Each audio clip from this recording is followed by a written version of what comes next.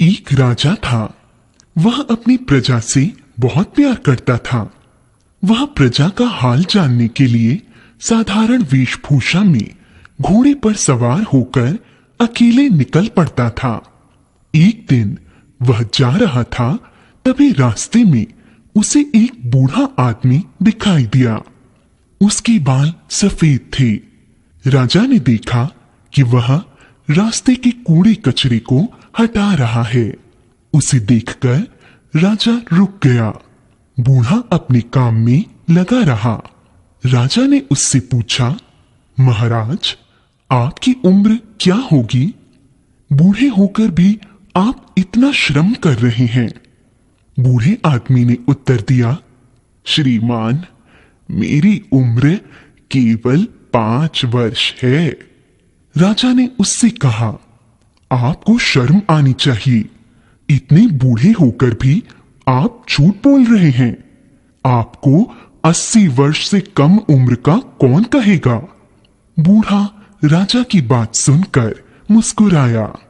उसने विनम्रता से उत्तर दिया, श्रीमान, आपका अनुमान ठीक है, किंतु मैंने 80 वर्षों में से 75 वर्ष बेकार गवा दिए। राजा ने पुनः उससे पूछा, वह कैसे?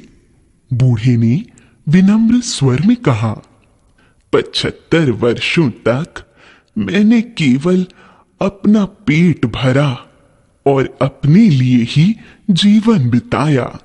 मैंने किसी गरीब या जरूरतमंद की कोई सहायता नहीं की। मैंने समाज की सेवा का भी कोई कार्य नहीं किया।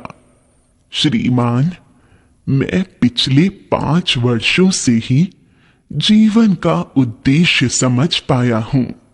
अब मैं समाज की सेवा करता हूं।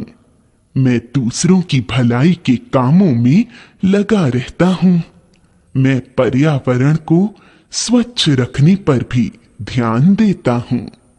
मैं सभी लोगों को सफाई के लिए और पेड़ लगाने के लिए प्रेरणा देता हूं। सभी को प्रदूषण रोकने की सीख देता हूं। प्रदूषण से पर्यावरण बिगड़ जाता है और कई प्रकार की हानियां होती हैं।